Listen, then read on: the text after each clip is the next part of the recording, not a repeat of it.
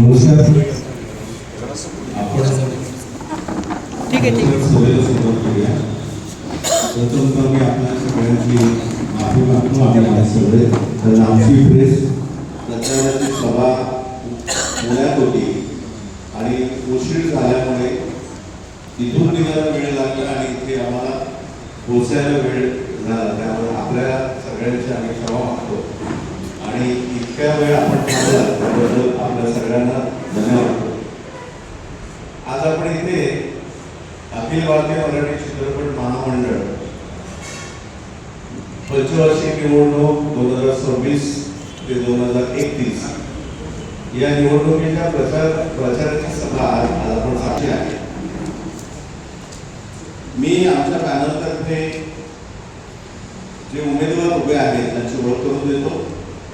प्रथमतः आपण सगळ्यांनी स्वागत करूया, आनंद व्यक्त करूया की आपल्या पॅनलच्या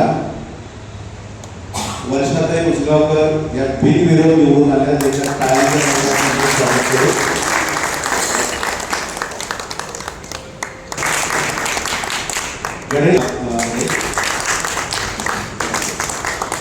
आणि मी स्वतः विजय राणे लेखक पिकांबर काळे साहेब,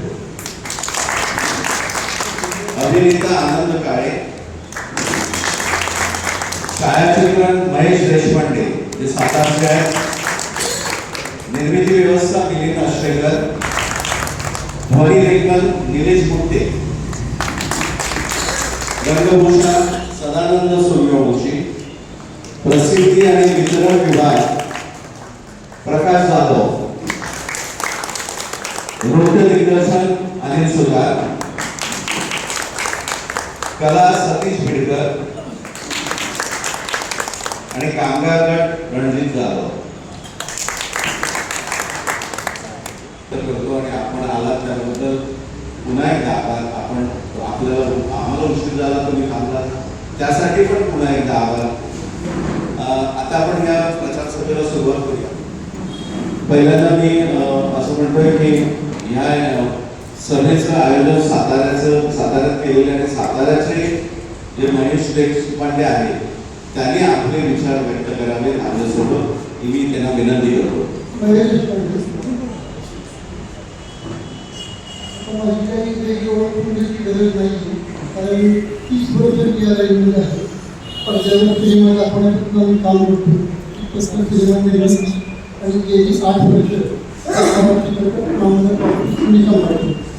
तिथे साताऱ्याचे 35 सभासद जे 50 सभासद बाकी संख्या 3000 सभासद मिळते.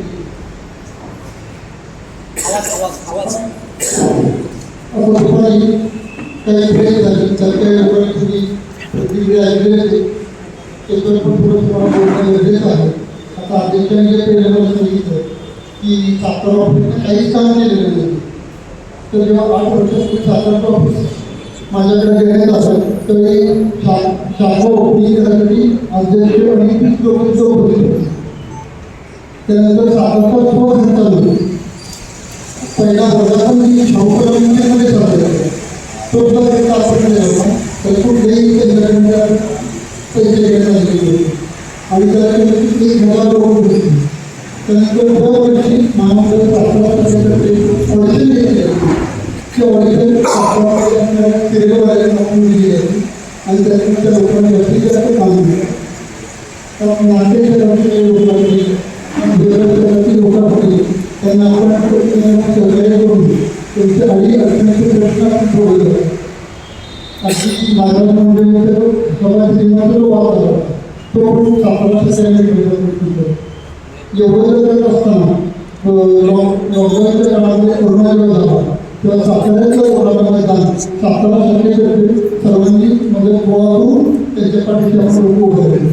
सांगलीमध्ये आता करायचे काही लोक आहेत. सांगलीमध्ये जेव्हा पूर आला तर त्यांना मदत करण्यासाठी सुद्धा पहिला साताऱ्यामध्ये गेले. आता एवढं असताना जर तुम्ही राष्ट्रीय याच्या पोटीचं म्हणत असाल की साताऱ्याने कुठलं काम केलं नाही तर ते थोडंसं चुकीचं आहे असं मला वाटतं. आता 3,000 लोकांसाठी पुण्याच्या निर्मात्याची सभा त्यांची संस्था करतात ते काम आपण इथे करतो. त्यातनं आपल्या एक मोठी प्रतिक्रिया दिली विद्यार्थी आमचे मित्र आहे की धनंजय यांच्याकडे की मी काही प्रोग्राम आहे वगैरे अजून काय आहे.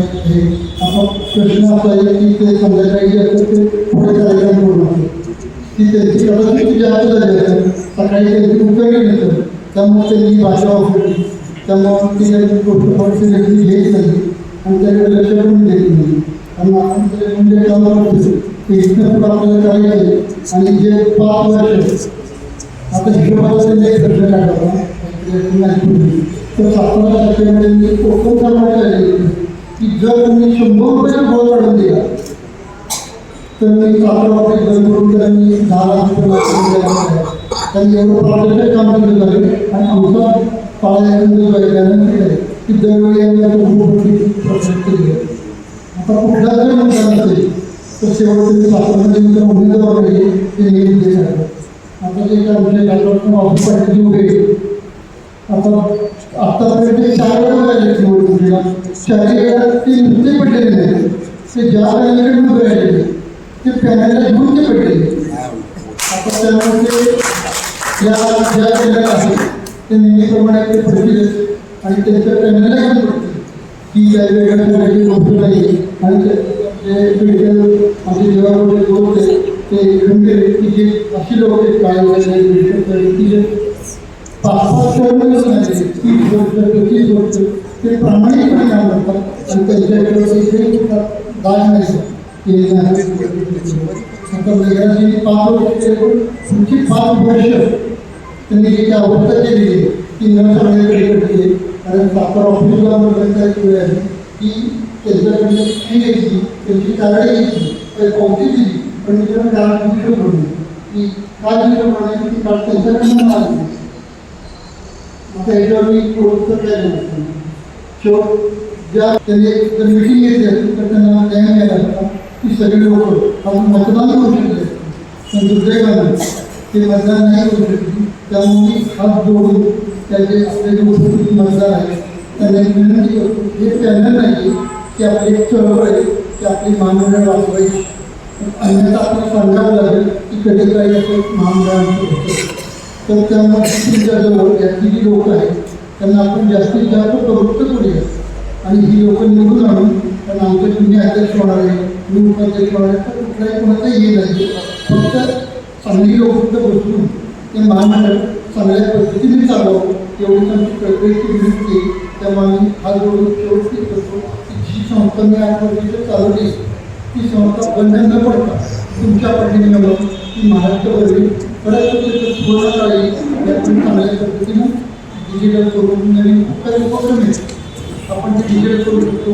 आता जर तुमचे मोबाईलवर पैसे आपण पाठवू शकतो तर त्यासाठी पावती पुन्हा सापडता येईल हे तेवढी गरज नाही. तुमची टायटल तुम्ही ऑनलाईन करू शकता. त्या गोष्टी तसं फार मोठं नाही फक्त मनापासून इच्छा पाहिजे. सगळी लोक आहेत प्रामाणिकपणे करतील त्यांना असतं आहे की काही लोक असे की ज्यांनी महामंडळाची स्थापना केली प्रत्येक लोक काम करतात. जो कधी आता जे इथं बाबाला वगैरे लोक आहेत तर त्यांनी मला पाठिंबा दिला तर मला खूप थोडं वाईट वाटतं की त्यांनी एवढं काम करून त्याची माझ्या पाठिंबा दिलं. त्यामुळं तुम्हाला विनंती आहे की त्यांच्या पाठीशी राहा आणि महामंडळ वाचवा. आणि निवडून येण्याचा हा प्रश्न महत्त्वाचा नाही. महामंडळाला असणं आपली एकच माणूस म्हणतात ती जर तयारी तर आपली अवघड पडते. त्यामुळे खूप चांगला प्रश्न केला. आता सर्वात पहिलं की आमच्यामध्ये कॅमेरामॅन आणि स्ट्रीट फोटोग्राफर ही दोन्ही कॅटेगरी एकच आहे. आता तुम्ही तांब्याचा विष्णू असते किंवा सरकार उपक्रम असते हे सगळ्या तुमची स्ट्रीट फोटोग्राफी मी स्वतः केली त्याच्यावर माझं नाव आहे. इव्हन मी साताऱ्यात राहिलं सांगतो की साताऱ्यावरती मी पुस्तक पण केली की त्यामध्ये माऊलीमधल्या काही दोन्ही समाज आहेत की जे आत्ता मी शोधलेले आहेत की ज्या तुम्ही पण अजूनकडून माहिती ती पण लवकर आमची मित्रमध्ये प्रेस करून पुढे आली. त्यामुळे स्टील फोटोग्राफर आहे त्यामुळे मी चॅलेंज नाही करत. तरीही मी काही यूट्यूबवरती व्हिडिओ केले की जी 1.5 ते 2 लाख लोकांनी बघितलं. त्यामुळे छोट्या गोष्टीवरती प्रतिक्रिया काही चालत नाही.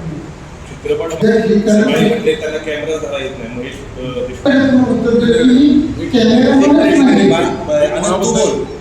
फोटोग्राफबद्दल म्हटलं गेलंय. ती फोटोग्राफर म्हणून काम केलं होतं आणि ती माझी फिल्मचं टायटल होती, माझी 10 वर्षापासूनची नोंद होती. त्यानंतर मी काही फिल्म्स केलेले, स्वतः ते हिंदी फिल्म्स केले आणि ती लवकर रिलीज होते. त्या लोकांनी काम केलेलं. आता दर्जाचा जो विषय केला तो ती 5 वर्षाची आवडतं आहे, खूप वाईट झालं. आणि ह्या गोष्टीवरती वैयक्तिक गोष्टी तुम्ही दारू केली ते आरोप करतो थोडंसं तुम्हाला खटकतं, कारण का मी तर काय दारू पीत नाही, पण त्यांच्याबद्दल संध्याकाळची ती कर्तृत्व आहे त्याबद्दल त्यात माझं मत नाही.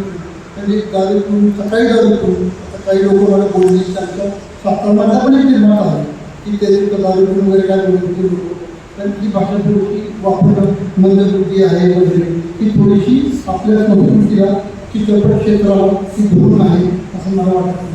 त्यामुळे त्याच्यावर प्रतिक्रिया नाही पण काय योग्य नाही की आपण कलाकार मंडळी सुसंस्कृत मंडळी आपण चांगल्या पद्धतीने काम करतो. नाही माझे वडील मी त्याच्या पाठी पण होता, माझा फॉर्म मी पहिला भरायला होता, त्यामुळे त्यांच्याशी विश्वासघात करून बाहेर पडलं मला काही योग्य वाटलं नाही. आणि प्रत्येकाला असं वाटतं की आपली आयडेंटिटी आपण तयार करावी, वडिलांच्या पाठीशी उभं राहणं हे नैतिक कर्तव्य आहे. कारण वडील माझे संचालक आयुक्त होते तर त्यांनी खूप चांगल्या पद्धतीने काम केले, पण त्यानंतर त्यांच्या गोष्टी बदलल्या की माणसं थोडी तरी चालते पण कुठेतरी नीतिमत्ता एक थोडी करते. आता आम्हाला अलीकडच्या माधुरी शिकाच्या लोकांनी कोरोनाला मदत केली, ती मदत केली कुठं आता त्यांनी म्हणजे कुठली योजना घेतली त्याच्यासाठी समाजाने कोविडला वगैरे खूप लोकांकडे फॉर्म म्हणून घेतले, पण त्यांना वर्णाला काय मिळालं त्यांनी त्यांना काय दिलं. पण ऑलरेडी माझ्या पॉवर त्यांनी संचालक होतो मी फक्त 7-8 वर्ष मानलं जेवढं आपण कुठल्याही एक काय मानलं न घेता मी काम केलं. कलाकार न एक्झॅक्ट तिथं कार्यक्रम झालेले आहे, तिथं सातारमध्ये ऑडिशन झालेली आहे आणि त्या ऑडिशनला माझे अध्यक्ष मेघराजमध्ये बसले किंवा त्याची धनाची अंकल ती स्वतः मंडळी होती त्याचे व्हिडिओज आहे त्याप्रमाणे ऑफिस दीपाली वगैरे या लोक ती तिथं नियुक्त केली होती. हे पार्ट टाईम ऑफिस होतं आणि सातारामध्ये फील्डमध्ये जी काय करणारे लोक आहेत ती सगळी रोजच्या परिचयाचे त्यांचे डेली फोन येतात. फक्त ऑफिस टायमिंगलाच नाही तर मी आता 10 वाजता येऊन सुद्धा त्या लोकांना सहकार्य केले, कारण सातारा आपला खूप छोटा आहे त्यामुळे पुणे मुंबईसारखं नाही आहे त्यातल्या जरी पण ते लोक होतं त्यामुळे त्यांना सहकार्य करून निर्माण ही आपली कॉमनली नैतिक जबाबदारी आहे. इव्हन पूर्वी 10-20 लोक पण लेडीज काम करताना घाबरत होते. आज मी अभिमानाने सांगतो की आपल्या 550 पेक्षा जास्त महिला अगदी नाईट शिफ्टला सुद्धा जाऊन काम करतात आणि त्यांना पूर्ण सेक्युरिटी आता पावसासाठी कडेमध्ये चालू होतं. माझ्या 20 लेडीजचे पूर्ण आमचे पैसे नाही आणि ते पावसा जो बांगला आहे खूप मोठ्या व्यक्ती सांगायची गरज होती तर ते सुद्धा व्यक्ती ताकदीने बंद करत नाही. आमच्या लोकांचे पैसे द्या मग तुम्ही शिकू एवढा आम्ही लोकांच्या पाठीशी पाहिजे. त्यामुळे ज्यात काही तथ्य नाही तसं असतं तर 8 वर्षांनी ऑफिस नक्कीच चालू होईल. एक्झॅक्टली ती जी फिल्म ती व्हायची ससाणे नावाच्या व्यक्तीने दुसरं सयाजी शिंदे म्हणजे छोटी व्यक्ती नक्कीच नाही. आता नॉर्मली योग्य आहे की त्या व्यक्तीनं शूटिंग चालू असताना दारू घेऊन त्या व्यक्तीचे बोलले होते तरीही वाईमध्ये आणि त्याची बाजू घेऊन सयाजी शिंदेने सांगून पोलीस स्टेशनला तक्रार केली होती आणि बापूंना ओळखून सांगितलं होतं ते प्रकरण मिळतं ते बापू पण मिळेल पैसे देतो काय प्रॉब्लेम किंवा आणि सयाजी शिंदेच्या 5-6 लाख वगैरे आपण काही नाही की काय म्हणून सांगितले ते 5-6 लाखाची काम होते आणि ते बापू द्यायला सुद्धा तयार होते द्यायला तयार झाले तर या व्यक्तींनी उलटी भाषा वापरली काही जातीवरच्या गोष्टींचा त्यांचा वापर करून घेतला माहिती त्यांनी वाईमध्ये होतो की ते काही माहिती लिडर लोक होते त्या ती लोक एक करून भांडवल केले होते त्यामुळे ते प्रकरण केलं आणि हे प्रश्न तरी कोर्टात जाऊन त्यांच्याकडे नाही झालं केस त्यांनी कोर्टामध्ये नाही केलं. टार्गेट जेवढे प्रश्न विचारले गेले प्रश्न म्हणण्यापेक्षा सुद्धा त्या प्रेस कॉन्फरन्समध्ये जे काही आरोप केले गेलेले होते त्याची उत्तरं तुम्ही देशपांडे साहेबांकडून मागितली होती. पण हे सगळं बघताना असं वाटतं की या सगळ्याचा महामंडळावरती संचालक म्हणून निवडून येण्याकरता आम्ही सगळीकडे जे तुमच्यासमोर उपस्थित झालेलो आहोत, त्याच्यामध्ये पर्सनली कोणाला तरी कुठल्या तरी गोष्टीवर टार्गेट करणं एवढंच काम राहिलेलं आहे आता संचालकांचं. खरं तर संचालकांनी 10 वर्ष काही काम केलेलं नाही, त्याच्यासाठी आमच्यासारख्या लोकांना आज गरज भासते की तिथे उत्तम काम करण्यासाठी एक वेगळी पुढे येण्याची गरज आहे. हे सगळं करण्यापेक्षा महामंडळासाठी त्यांनी 10 वर्षात काय केलं किंवा पुढे जाऊन काय करण्याची आवश्यकता आहे या सगळ्या गोष्टी बोलल्या असत्या तर आम्हाला खरंच खूप आवडलं असतं. पण काही हरकत नाही, त्यांच्याकडून ह्याच गोष्टी घडत आलेल्या आहेत. आम्ही सगळेजण तुमच्या समोर आलेलो आहोत. एखाद दोन अपवाद वगळता जेवढे पेपर्स आहेत ते सगळेच्या सगळे तुमच्या समोर उभे आहेत. अगदी वर्षातील सुद्धा बिनविरोध निवडून आलेले असताना सुद्धा फायनलच्या प्रचारासाठी त्या स्वतः इथे उपस्थित आहेत. तर मला असं वाटतं की पुढे जाऊन कशा पद्धतीनं महामंडळ चालवायचं आहे, नुसतंच महामंडळ चालवायचं आहे असं नाही, तर इंडस्ट्रीतले काय काय प्रॉब्लेम्स आहेत जे सॉर्ट आउट करण्यासाठी महामंडळाची गरज कशी असते याच्यावरती काही प्रश्न आले तर फारच उत्तम होईल. कारण पुढच्या उज्ज्वल भविष्यासाठी म्हणून आम्ही सगळीकडे मागचं जे झालं ते तुम्हाला सगळ्यांना माहिती आहे. 10 वर्षात काही काम झालेलं नाही आहे, तर पुढच्या गोष्टींसाठी आपण बोललो तर बरोबर. परत मी तोच मुद्दा की 10 वर्षात झालेले नाही ते त्या संचालकांकडून झालेले नाही. त्यातले बरेचसे निर्णय जे आहेत त्याच्याबद्दलचे प्रश्न खरं तर त्यांना विचारायला पाहिजे. पण आमचं म्हणणं असं आहे की खरं तर ही अत्यावश्यक गोष्ट आहे. महामंडळ खरं तर त्याच्यासाठी एक पेन्शन चालू राहायलाच पाहिजे. आधीच्या संचालक बॉडीने ते चालू केलेलं होतं, नंतरच्या संचालक बॉडीने ते वाढवलेलं होतं. तर ते का दिलं गेलं नाही हे त्यांनी विचारायला पाहिजे. त्याच्यासाठी विजनची गरज असते. नुसतंच आम्ही ह्या गोष्टी केल्या त्या गोष्टी केल्या नाही किंवा एखाद्या माणसाने हे केलं नाही याच्यावरती चर्चा करून अशा पद्धतीची उत्तम कामं केली जातील असं वाटत नाही, उलट ती होणार नाही. ऑफिसेसचा जो संदर्भ आहे तो कदाचित मला इथे द्यावाच वाटेल. 9 कोटी रुपयाची ऑफिसेस विकत घेतली. तुम्ही कॅल्क्युलेशन करू शकता, 1,000 रुपयाची पेन्शन आपण देत आहोत. तर 9 कोटी जर बँकेत ठेवले असते तर त्याच्यातून जो इंटरेस्ट येतोय त्याच्यामध्ये मला वाटतं आणखी 500,000 माणसांना आपण ही मदत करू शकत होतो. ऑफिसची गरज होती का? रवींद्रमधलं ऑफिस आपल्याकडे होतं, ते गेल्यानंतर सुद्धा काहीही प्रयत्न करण्यात आलेले नव्हते. जे काय निवडून आलेले संचालक आहेत, मला वाटतं विजूदादांनी स्वतः जाऊन प्रयत्न केलेले आहे. विजय राणे त्यांच्याबरोबर गेलेले होते, त्यांनी बरेचसे प्रयत्न केले ते ऑफिस परत आणण्यासाठी. आताही कोल्हापूरचं जे ऑफिस आहे ते खूप मोठं ऑफिस आहे, मेन लोकेशनला ऑफिस आहे. पण प्रॉपर्टी घेतली त्याच्याबद्दल म्हणणं नाही आहे. ते जरी रेंटवरती दिलं असतं, मी तिथेच कोल्हापुरात राहतो, मला माहिती आहे कमीत कमी 2 लाख रुपये तुझं भाडं महिन्याला आलं असतं. अशा पद्धतीची प्रॉपर्टी घेतलेली आहे. प्रॉपर्टी तुम्ही केली पण 2 लाख रुपये भाड्याने जरी ते दिलं असतं, कारण कोल्हापूरचं ऑफिस आहे आमच्याकडे आताही एक स्वतःचं ऑफिस आहे. ते 2 लाख रुपयाचं कॅल्क्युलेशन करा, 24 लाख रुपये साधारणपणे वर्षाचे जमा झाले असते. असे ऑफिस घेऊन मला वाटतं 8-9 वर्ष झाली असतील. 8-9 वर्षाचं तुम्ही कॅल्क्युलेशन करा.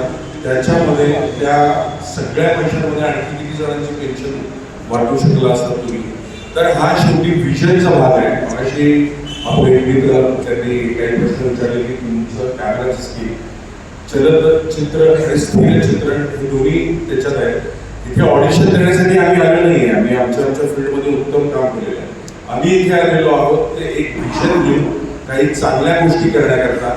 आणि खरोखर एकमेव आपलं महामंडळ असं आहे की ज्याच्यामध्ये स्पॉट बॉय पासून निर्मात्यापर्यंत सगळ्यांचा सहभाग असतो, सगळेजण सभासद असतात. अदरवाईज तुम्ही बघितलं युनिटमध्ये फक्त एडिटरचा असेल, फक्त प्रोड्युसरचा असेल किंवा फक्त डिरेक्टरचा असेल किंवा फक्त ऍक्टर्सचा असेल, हे असं नाही आहे. म्हणून हे महामंडळ आहे. तर ह्या सगळ्यांचा विचार करता उत्तम काम करण्यासाठी उत्तम विजन घेऊन आम्ही सगळेजण तुमच्या समोर आलेलो आहोत. मला वाटतं 10 वर्षाचा कारभार तुम्ही बघितलेला आहे. पुढच्या 10 महिन्यामध्ये आम्ही जे काही काम करणार आहोत ते तुमच्या समोर असेलच. चित्रनगरी हा विषय प्रत्येक वेगळा आहे. आपल्याकडे गोरेगाव फिल्म सिटी आहे, कोल्हापूरमध्ये चित्रनगरी आहे, नाशिकमध्ये एक सँक्शन झालेली आहे, नागपूरमध्ये पण सँक्शन झालेली आहे, त्याच्यावरती पण काम चालू आहे, ठाण्याला पण एक सँक्शन झालेली आहे. या नुसत्या सँक्शन करणं ह्याच्यावरती जर आपल्याला व्हायचं असेल तर त्याची सँक्शन करायची पुढच्या वर्षभरात पण मिळेल. पण सँक्शन झालेल्या चित्रनगरी पण पुढे चालवण्यासाठी महामंडळातर्फे प्रयत्न करण्याची गरज आहे. जी नाशिकची चित्रनगरी आहे त्याच्यासुद्धा त्याच्यासाठी सुद्धा करणं गरजेचं आहे. कोल्हापूरच्या चित्रनगरीचं जे आता आंदोलन चालू आहे त्याच्यामध्ये मी पण आहे, मिलिंद दशमेकर आहेत, बाळा जाधव आहेत, ही सगळी जण आम्ही खूप लढतोय आता. त्याच्यात बऱ्यापैकी फंड येत आहेत, पण काय पाहिजे काय नाही त्याच्यासाठी त्याचं विजन नाही आहे. परत एकदा साताऱ्याच्या बाबतीत म्हणाल तर मी काही फिल्म साताऱ्यामध्ये केलेले आहेत. रणदिवे सर आहेत, त्यांनी बऱ्याचशा फिल्म केलेल्या आहेत. काळे सर आहेत, त्यांनी बऱ्याचशा फिल्म केलेल्या आहेत. साताऱ्यामध्ये इतकी नॅचरल लोकेशन अत्युत्तम आहे की आत्ताही तुम्ही बघितलं तर आम्ही लक्ष्मण उद्योगाची फिल्म करून दिली, त्याचंही शूटिंग इथे झालेलं होतं, पुलावर झालेलं होतं. चित्रनगरी करण्यासाठी जर सगळ्यांकडनं आग्रह झाला आणि त्या पद्धतीनं असेल तर नक्की महामंडळाचं संचालक मंडळ, अख्खं महामंडळ त्याच्या पाठीशी उभं राहील आणि त्या सगळ्या गोष्टी करतील. पण त्याच्याबरोबरच सातारकरांची पण जबाबदारी आहे की गव्हर्नमेंटकडून फंडिंग आलं आणि नुसती चित्रनगरी झाली म्हणजे सगळ्या गोष्टी होतात असं नाही आहे. त्याच्याबरोबर उत्तम तंत्रज्ञ निर्माण करणं गरजेचं आहे. उत्तम रायटर, उत्तम डिरेक्टर, उत्तम ऍक्टर याच्यासाठी खूप प्रयत्न करणं गरजेचं आहे. ते सगळे प्रयत्न गव्हर्नमेंट करणार नाही, त्याच्यासाठी म्हणून महामंडळाची गरज आहे आणि त्याच्यासाठी विजन असलेलं संचालक मंडळ असण्याची गरज आहे. जर खरोखर तशी सगळ्यांची मागणी असेल तर डेफिनेटली आपलं पॅनल निवडून आल्यानंतर या संदर्भात चर्चा करून केली जाईल सरकारबरोबर आणि ज्या काही पॉझिटिव्ह गोष्टी आहेत त्या नक्की केल्या जातील. खरंच अत्यंत वाईट गोष्ट आहे, म्हणजे दुर्दैवी गोष्ट आहे. याच्यावरती हा थोडासा सेंटिमेंटल क्वेश्चन आहे, पण नागालाच तो मला उत्तर द्यायला लागतंय की त्यावेळेला आमचं संचालक मंडळ नव्हतं. तेच संचालक मंडळ होतं ज्यांना तुम्ही हा प्रश्न विचारायला पाहिजे त्यांनी 10 वर्षात काय केलं. एवढी मोठी अभिनेत्री त्याच्यावरती ही वेळ आल्यानंतर किमान कोणीतरी तिच्यासाठी उभं राहणं गरजेचं होतं आणि हेच होतं. इंडिव्हिज्युअल कोणीतरी उभं राहण्यापेक्षा सुद्धा एक मातृसंस्था आहे महामंडळ, ते उभं राहण्याची गरज आहे. याच्यासाठी सुद्धा त्यावेळेला आम्ही प्रयत्न केलेले होते, पण त्यावेळेला बरीच वेगळी उत्तरं दिली गेली. जसे ज्येष्ठ कलाकार आहेत, ज्येष्ठ अभिनेत्री आहेत, तसेच एक्झिस्टिंग आता इंडस्ट्रीमध्ये जे काय बरीचशी लोक काम करत आहेत. तुम्हालाही माहिती आहे की बालूमामाची सगळी चालू होती. मी सुद्धा बऱ्याच वेळेला येत होतो. माझं लाईटिंग इक्विपमेंट होतं तिथे, लाईव्ह जनरेटर, क्रेन, व्हॅनिटी सगळ्या गोष्टी आमच्या होत्या. ते फेस करत असताना लोकल माणसांचा सपोर्ट लागतो. त्याच्यातून सुद्धा काही साध्य झालं नाही तर महामंडळासारखी एक संस्था आपल्या पाठीशी उभं राहणं अत्यंत गरजेचं आहे. तुम्ही जो क्वेश्चन केला त्याच्यासाठी सुद्धा परत तेच आहे की अशा पद्धतीचे प्रसंग पुन्हा येऊ नयेत याच्यासाठी आम्ही खूप प्रयत्न करत आहोत, आत्ताही करत आहोत. पण त्याच्यासाठी परत एकदा असं लागतं की महामंडळाची साथ.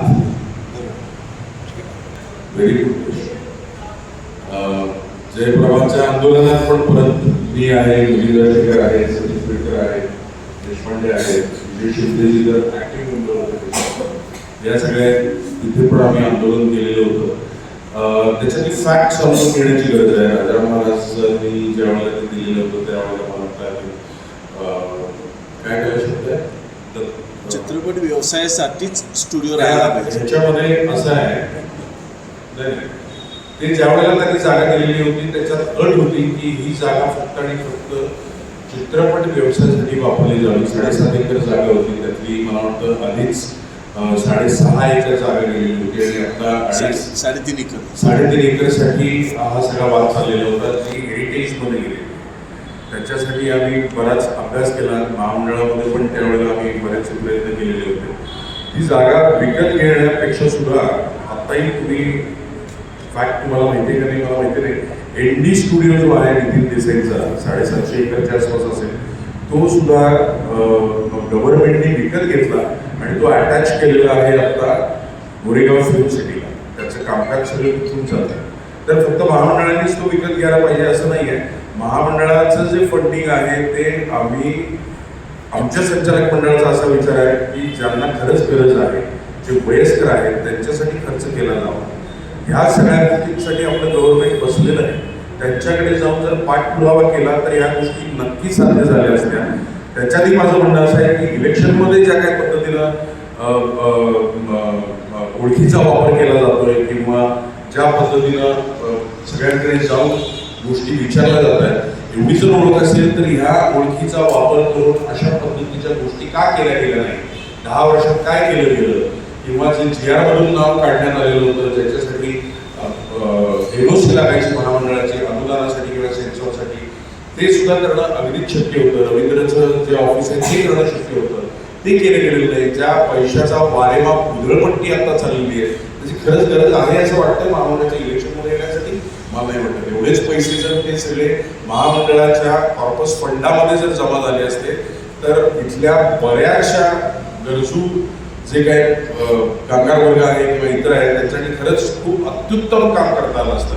याच्यासाठी परत एकदा मला ते सांगावं लागतं की विजन महामंडळाचे पैसे घालायचे का तुमचं वजन वापरून गव्हर्नमेंटकडनं या सगळ्या गोष्टी करून घ्यायच्या, त्या ओपन करायच्या आणि त्याच्याकरवी बऱ्याच लोकांना काम देण्यासाठी प्रयत्न करायचे, हा ज्या त्या संचालक मंडळाचा प्रश्न आहे. आणि आमचं विजन जे आहे ते या पद्धतीचं आहे ते तुमच्यासमोर मांडलेलं आहे. शासन निर्णय झालाय गव्हर्नमेंट त्याचाही जी आर झालेला आहे, त्या आंदोलनामध्ये तेही त्यांनी दिलेलं आहे.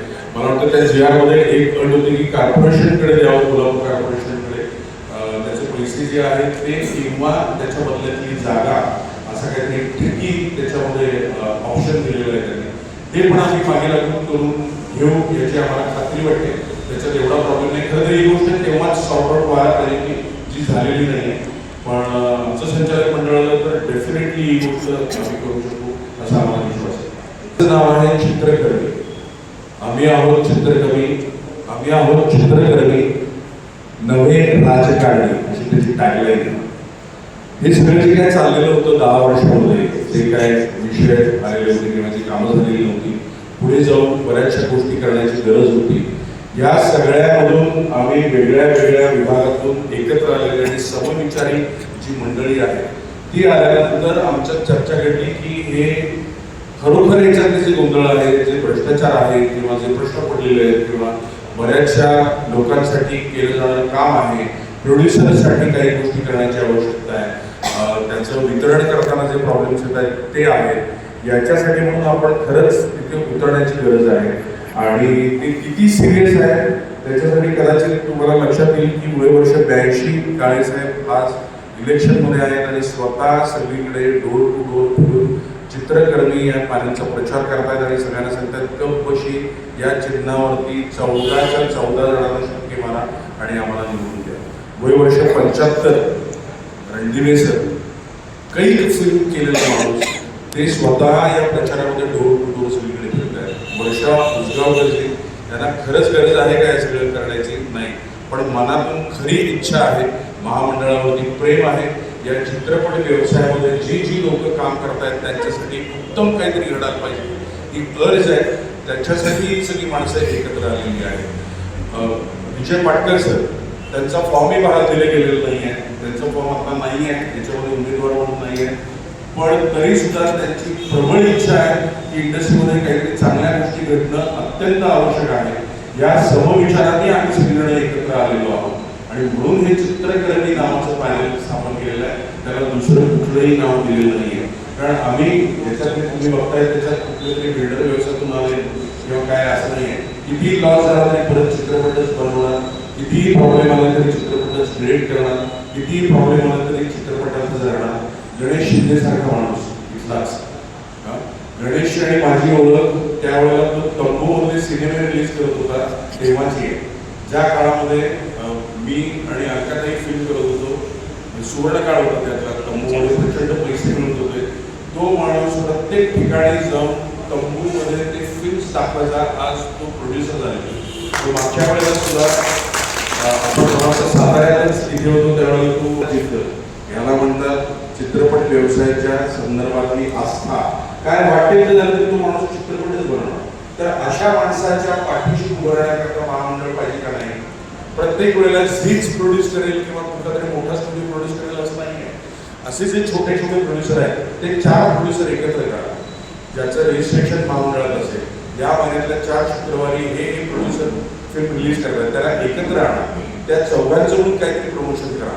अशा पद्धतीच्या बऱ्याचशा गोष्टी आमच्या डोक्यात आहेत, म्हणून आम्ही सगळीजण एकत्र आले. खरंच ते ऐकायचं, खरंच तयारी आहे आणि सांगितलं तर छापा 100% दाखवू. हे तुम्ही सांगताय पुन्हा एकदा तेच आहे. मला कुणावरती ब्लेम करण्यासाठी आम्ही इथे आलेलो नाही, कुणालाही नावं ठेवायला आलेलो नाही, कुणालाही पर्सनली टार्गेट करण्यासाठी आलेलो नाही. आम्ही सगळीजण फक्त आणि फक्त या ज्या काय आमच्या समोर अडचणी आल्या, जे काही प्रॉब्लेम झाले ते सगळे बाजूला सारून प्रामाणिकपणे फक्त आणि फक्त महामंडळाच्या माध्यमातून चित्रपट कर्मींसाठी, चित्रपट व्यवसायात काम करणाऱ्या सगळ्या माणसांसाठी काम करण्यासाठी इथे आलेलो आहोत. त्यामुळे या प्रश्नाला उत्तर देऊ शकतो मी, डेफिनेटली देऊ शकतो. पण त्याच्यामुळे आणखी प्रॉब्लेम्स वाढत जातील आणि परत एकदा राजकारण होईल, परत एकदा केसेस होतील. गेली 10 वर्ष केसेसमध्ये अडकलेलं महामंडळाने सोडवण्यासाठी आम्ही इथे आलो. त्याच्यामुळे हे उत्तर देऊ शकत नाही. त्याचा अर्थ असं नाही की आमच्याकडे उत्तर नाहीये, पण परत त्याच्यात आम्हाला पडायचं नाहीये. आम्हाला प्रामाणिकपणे आणि उत्तम काम करायचं आहे, त्याच्यासाठी आम्ही इथे आलेलो. सतीश रेड्डी सर आहेत, वर्षाजी आहेत, काळे सर आहेत, आमच्यातला एक सतीश विडकर सर आहेत, विजय पाटकर सर पण 2.5 वर्ष होते आणि 12 ह्याच्यावरून तुम्ही लक्षात घ्या त्यांच्या संचालक मंडळातली एवढी माणसं ते विचार पटले नाही म्हणून त्यातून बाहेर पडले आणि त्यांनी हे नवीन पॅनेल उभं केलेलं आहे ज्याचं नाव चित्रकर्मी आहे, ज्याचं चिन्ह आहे गप बशी.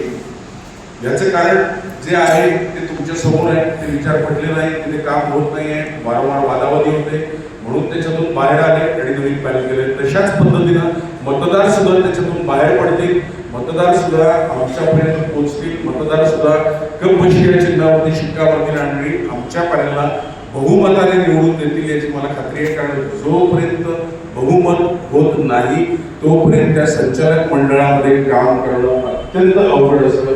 हे पुढे पुढे जाऊन जे संचालक तिकडून इकडे आलेले आहेत ते तुम्हाला सांगतीलच. काय मग हे जर तुम्हाला त्यांच्याबद्दल आस्था होती तर 10 वर्षामध्ये या सगळ्या लिस्ट फायनल बांधल्या होत्या. 2018 नंतर एकही मीटिंग झालेली नाही ज्याच्यात या सगळ्या गोष्टी सँक्शन झालेल्या नाही. 10 वर्षामध्ये फक्त 2 एजीएम झालेले आहेत ज्याच्यामध्ये या सगळ्या गोष्टी मांडल्या जातात आणि त्याच्यातून काही ना काहीतरी मार्ग काढला जातो. 2 मीटिंग सांगतो 8 वर्षाचा हिशोब नाही आहे. 8 वर्षाचे कुठल्याही प्रकारचे प्रॉब्लेम सॉर्ट आउट करण्यासाठीचा विषय नाही आहे. पण आम्ही मुंबईपासून हा प्रश्न फेस करतोय. दादा तुमचं नाव मला सुहास. हा प्रश्न आम्ही मुंबईपासून प्रेस घेऊन येतोय. त्याच्यात प्रत्येक वेळेला विचारला जाणारा प्रश्न आहे की माझं अ वर्गमध्ये आहे, माझं अजीवमध्ये आहे. काही तर मंडळी अशी आहेत की मागच्या वेळेला इलेक्शनला उभे राहिलेले उमेदवार आहेत त्यांची पण नावं कट आहे. का कट आहे? त्यांचंच म्हणणं असं आहे, आमचं नाही आहे. त्यांचंच म्हणणं असं आहे की आम्ही त्यावेळेला खूप स्ट्रॉंग पॅनल उभं केलेलं होतं. पुढच्या वेळेला हा प्रॉब्लेम येऊ नये म्हणून आमची नावं कट केली गेलेली आहे आणि म्हणून त्याच्यासाठी आम्ही जाऊन भांडणार आहोत. पण त्याच्यासाठी नुसतं जाऊन भांडणं हा उपाय नाही आहे. त्याच्यावरती उपाय हा आहे की तुम्ही सगळीजण एकत्र येऊन गपबशीवरती शिक्का मारा आणि बहुमताने निवडून द्या.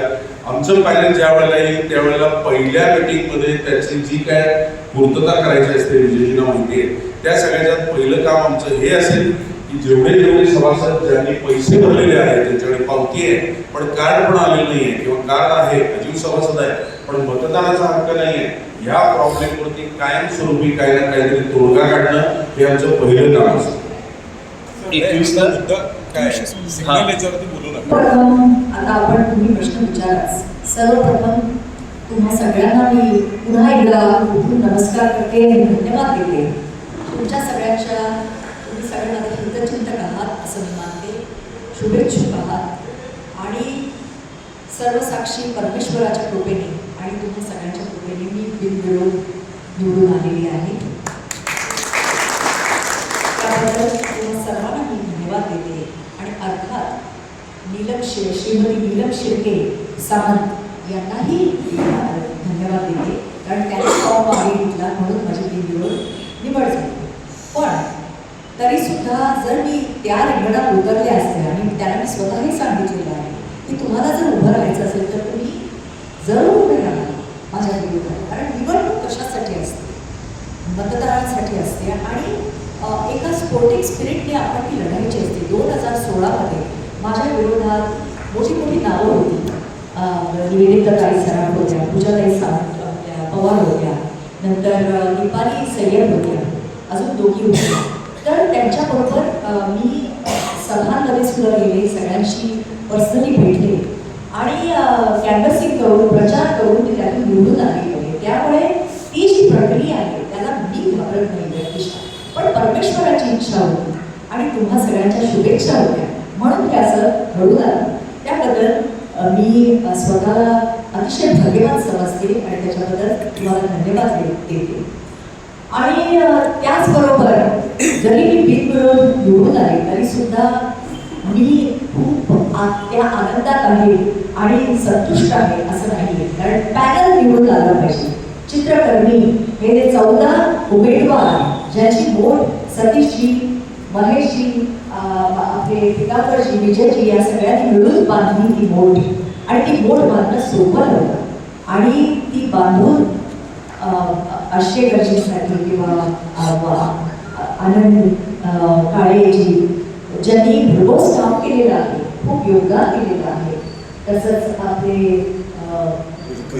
बिडकरजी आणि आपले अनिल सुतारजी, बरीच नावं आहेत. म्हणजे सगळ्यांची नावं. आणि आपले मुंबईचे गणेश तळेकर, विजय राणे हे सगळे ह्याच्यात सामावले गेले. हा वेगळा आनंद आहे. तर तुम्हा सर्वांना माझी अशी जाहीर विनंती आहे की 7 तारखेला तुम्हाला माहितीच आहे 7 जून 2026ला मतदान आहे. त्यामुळे सर्व सभासदांना आणि पत्रकारांना सुद्धा माझी नम्र विनंती आहे, जे मेंबर्स आहेत.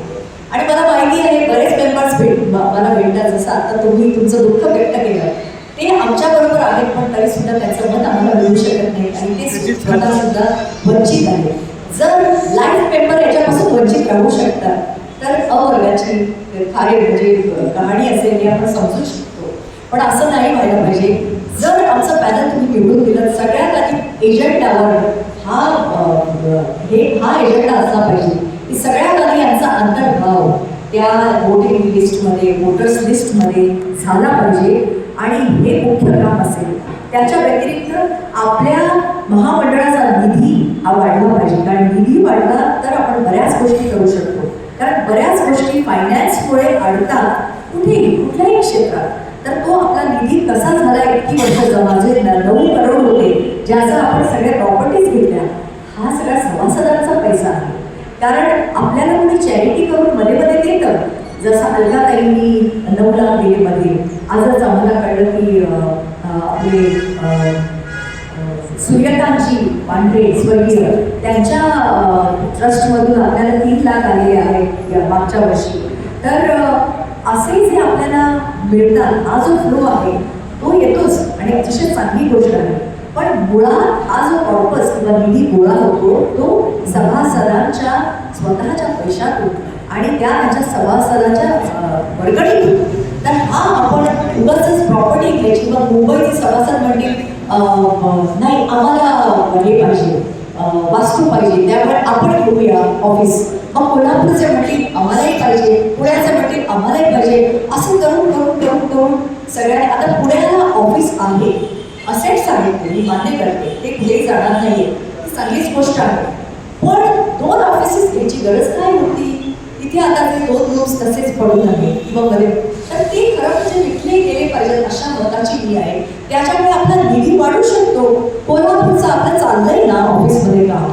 तर हा जो हे जे मोठं ऑफिस घेतलं गेलं त्या फर्निचरवर बरेच मला काही खर्च झाले 10 लाख किंवा 11 लाख नाही, ते सँक्शन झालं होतं. प्रत्यक्षात खर्च किती झाले ते बघणं महत्वाचं आहे. पण त्या खर्चाचा काही उपयोग झाला का? काही नाही झाला. त्यामुळे ते जर सभासदांच्या चांगल्यासाठी वापरले गेले असते, त्यांच्या हितासाठी वापरले गेले असते तर एक विधायक गोष्ट झाली असती. तर ह्या सगळ्या गोष्टी आपल्याला अवॉइड करायला पाहिजेत. आणि मध्ये एकनाथजी शिंदे जेव्हा CM होते तेव्हा त्यांनी सगळ्या सभासदांसाठी एक मीटिंग ठेवली होती एका पंचतारांकित हॉटेलमध्ये. तेव्हा मी त्यांना विनंती केली की मी 4-5 वर्ष फिल्म सिटीमध्ये काम करते, तर सभासदांसाठी तिथे 12 नंतर किंवा रात्री 2 नंतर काही सोय नसते. त्याच्यानंतर त्यांना चालत मेन गेटपर्यंत यावं लागतं आणि तिथून त्यांना रिक्षा धरावी लागते. कधी कधी त्यांना मिळत नाही. तिथे बिबटे फिरत असतात मोकाट, तिथे श्वापदर असतात, तिथे बरेच जनावरं असतात. तर ह्यांच्यापासून सुद्धा धोका आहे. तर आता तिथे अर्थात मोठा हायवे होतोय, त्यामुळे 4 वर्ष तरी तिथे काही बस वगैरे होणार नाही, म्हणजे त्याचा ती सुविधा आपल्याला उपलब्ध होणार नाही. तर ही अशी जी कामं असतात ती आपल्याकडनं झाली पाहिजे. अखिल भारतीय चित्रपट महामंडळाकडून म्हणजे त्याची सूचना निदान. कारण राजाश्रय हा मिळालाच पाहिजे. राजाशिवाय काही शक्य नसतं. कारण जे GRच्या संदर्भात आपलं नाव जे काढलं गेलं पाहिजे, NOC आपली लागत होती निर्मात्यांना, कारण त्यांचं शेवटी सगळ्यांचे पैसे दिले गेले आहेत की नाही हे आम्हाला निर्मात्याला विचारू शकत होतो आहोत. तो सुद्धा आता मात्र आपला काढून घेतला गेला पाहिजे, याच्यावर काम झालं पाहिजे. तर ही विधायक कार्य जी आपल्या हातातून झाली होती आणि ते जे हक्क आपल्याकडे गेले ते परत मिळवणे हा मोठा एजंडा आहे. बस एवढंच मी तुम्हाला सांगू इच्छिते. आणि मोठ्या संख्येने तुम्ही मतदान करा. सगळ्यात मतदान करणे जे मेंबर्स आहेत, अर्थात 35,000 मेंबर्स आहेत, पण शेवटी 3,000च मतदार आहेत किंवा त्या 3,000 मधून लिस्टमध्ये ज्यांचं नाव आहे ते अजूनही कमी असतील आणि शेवटी मतदान सुद्धा बऱ्याच टक्क्याने कमीच होतं. पण तुमचं जे मतपरिवर्तन झालेलं आहे ते मतपरिवर्तन आम्हाला दिसू द्या. तुम्ही विचार करा की अखिल भारतीय चित्रपट महामंडळासाठी सभासदांसाठी काय हवं. तुम्ही शून्य आहात, तुम्हाला मी वेगळं सांगायची काही गरज नाही. त्यामुळे तुम्ही मतदान केंद्रावर गेल्यानंतर अतिशय विचारपूर्वक आपलं मत द्या, ते वाया घालवू नका. आणि आमच्या चित्रकर्मी पॅनलला या 14 उमेदवारांना जे अतिशय लायक आहे त्यांना तुम्ही निवडून द्या. आता बघा विजयशी माझ्या समवेत आहे, ते विचारे म्हणजे त्यांच्याबरोबर जे काही झालं कूटनीती झाली असं मी म्हणेन. राजकारणाचा शब्द मी वापरणार नाही.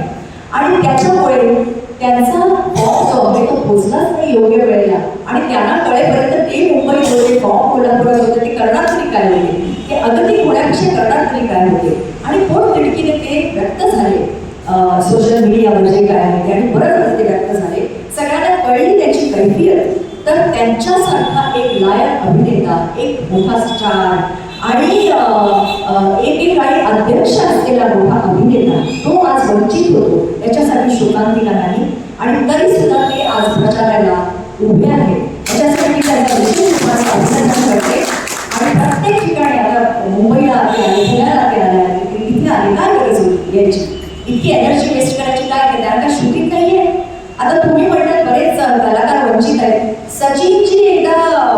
सचिनजी सारखा मोठा स्टार म्हणे याच्यावर आला निवडणूक केंद्रावर आणि असं कळलं त्याला की त्याचं नावच नाही आहे लिस्टमध्ये. आता बोला, आता तुम्ही काय बोलता. त्यामुळे हा विनोद नाही का मोठा, तर हे तपासलं गेलं पाहिजे. अर्थात हे कर्मचाऱ्यांचं पण काम आहे. तर त्यांना आपण खडेबोल सुनावू, तर तुम्ही आम्हाला निवडून द्या अशी मी तुम्हाला विनंती करते. आणि आता तुमच्या प्रश्नाला उत्तर द्यायला मी सज्ज आहे. मी किंवा विजयजी किंवा आम्ही सगळेच फक्त एकच विनंती आहे की एकाच कलाकाराला किंवा एकाच उमेदवाराला प्रश्न विचारू नका, ते आपण वाटून घेऊया. म्हणजे सगळेच व्यक्त होतील, सगळ्यांना आपले विचार मांडण्याची एक संधी मिळेल. कुठेही माहीत होतं की लिस्ट 2016 मध्ये मतदान झालं की पहिल्यांदाच फिल्म इंडस्ट्रीच्या राजकारणात आली. हे केवळ कोणामुळे, सतीश रणदिवे, पितांबरजी काळे यांच्यामुळे ही ह्या म्हणजे अखिल भारतीय चित्रपट महामंडळाच्या कारभारात पडले असं मी म्हणेन. कारण हे काय मेन स्ट्रीम राजकारण नाही आहे, मुख्य प्रवाहामधलं राजकारण नाही आहे. हे आपलं एक ट्रस्ट आहे, न्यास आहे, त्याचं हे गव्हर्नन्स आहे सरकार, बरोबर. तर हे जे वंचित झालेले आहेत त्यांच्याबरोबर माझं ऑफकोर्स मी त्याच्याबद्दल दुःख व्यक्त केल्याशिवाय दुसरं काय करू शकतो. 2016 मध्ये कारभार समजायला मला 2 वर्ष गेली. एकदम समजत नाही ना, आईच्या पोटातून शिकून कुणी येतं का. आणि मी इतकी वर्ष फक्त ऍक्टिंग करत होते, मी याचा कारभारात लक्षच घातलं नव्हतं. ऐकत होते, मत देत होते आपलं, मी आजीव सभासद होते. पण जेव्हा आपण त्याच्यात आपलं लक्ष घालतो तेव्हा आपल्याला कळतं की हे असं घडतं आहे, ही अशी पद्धत असते किंवा जे काय ते मी तेव्हापासून शिकायला लागले. आणि याचं सगळं श्रेय मी सतीशजीला देते, पितांबरजींना देते आणि मला खूप आनंद आहे. तर हे तेव्हा मला सुचलं नाही, तेव्हा मला माहितीच नव्हतं की किती लिस्ट आहे, किती आपले सभासद आले, हे मला हळूहळू नंतर कळायला लागलं. आणि आता मला मी जर पारंगत झाले असं नाहीये की गेल्या 10 वर्षात आपण आपल्याकडनं नकळतपणे चुका झाल्या, कारण त्याला मी साक्षी होते, मी त्या कमिटीमध्ये होते. आणि या वेळेला मी या परत एकदा उमेदवारीमध्ये यायचं कारण मुख्य कारण म्हणजे महेशजी, तुम्हाला मी खूप तुमची कृतज्ञता व्यक्त करते. त्यांचा मला फोन आला, माझा एवढा विचार नव्हता, कारण एक तर ना फार कमी काळ होता. अचानक असं झोपेतून उठल्यानंतर अरे 7 तारखेला निवडणूक आहे आणि प्रचाराला किती त्या आपल्या शूटिंग सांभाळून प्रचार करायचा. आपल्याला असं वाटतं की व्यवस्थितपणे प्रचार करायला पाहिजे, सगळ्यांना न्याय मिळायला पाहिजे, सगळ्या सभासदांना आपण 1 to 1 घेतलं पाहिजे अशी आपली इच्छा असते. पण त्याचं कारण म्हणजे अनुजी आणि त्याच्यानंतर सतीशजी, पितांबरजी आम्ही सगळे भेटलो आणि विचार विनिमय केला. आणि त्याच्यानंतर आम्ही, कारण तेही फार इच्छुक नव्हते आणि ते ह्याच्यात आले. तर तुमच्या प्रश्नाचं उत्तर माझ्याकडे नाही आहे. तर हे नक्कीच आहे, जसं मी आत्ता म्हटलं की तुम्ही आम्हाला निवडून दिलं तर मुख्य एजेंडा हाच असणार आहे. तुमच्या शंकेचं निरसन झालं की नाही मला माहिती नाही, पण हेच माझं त्याला प्रामाणिक उत्तर आहे. म्हणजे मी अगदी तज्ज्ञ नाही आहे, ह्याच्यावर माझा अभ्यास नाही आहे, मी प्रामाणिकपणे सांगते. तंबू नावाचं थिएटर असतं हे मी अलकाताईंकडनं ऐकलं. अलकाने मला सांगितलं, अगं वर्षा, काय वेगळी एक मजा असते.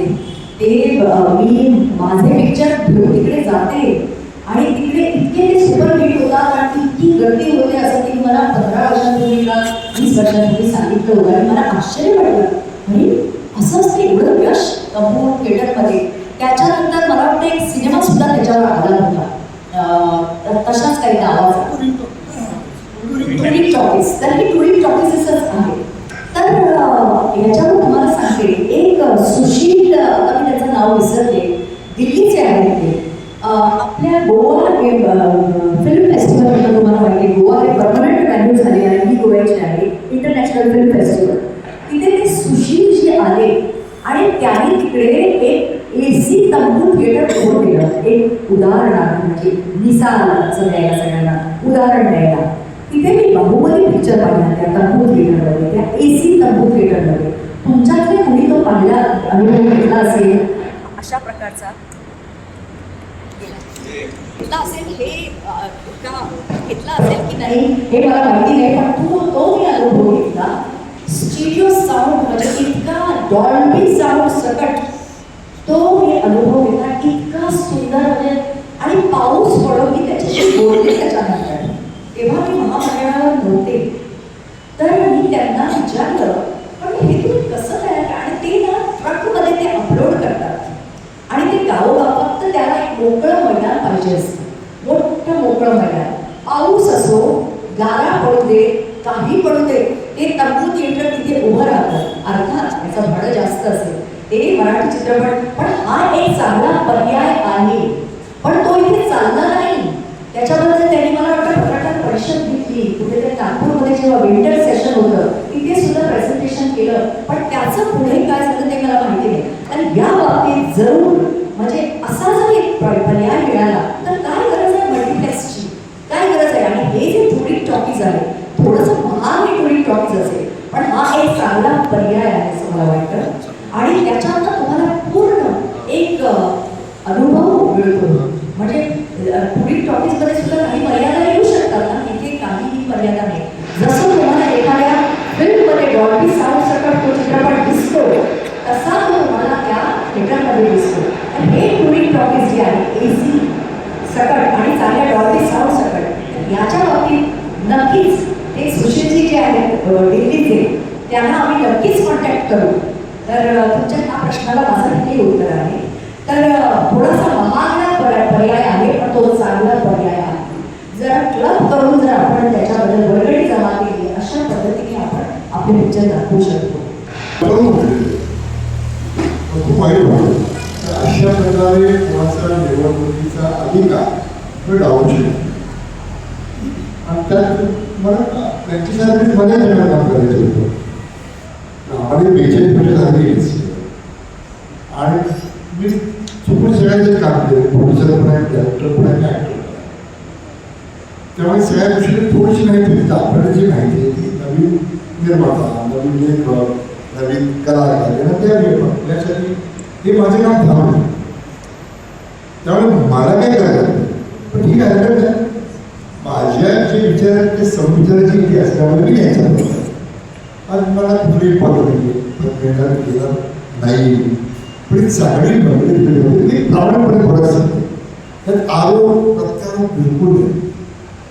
माझा राग फक्त निघायला पोहोचला. ज्या माणसाला 10 वर्ष दिली तुम्ही काही केलं नाही, जाऊ दे ना, मी त्याला म्हटले या शब्दात की मी बसतो, तुम्ही बसा, आणि नवीन मंडळी आहे त्याला करू दे ना. आपण सर्वज्ञ आहोत, आपण जर महाराज नसू तर महाराज काहीच होऊ शकत नाही असं काही नाही. जग काय थांबत नाही.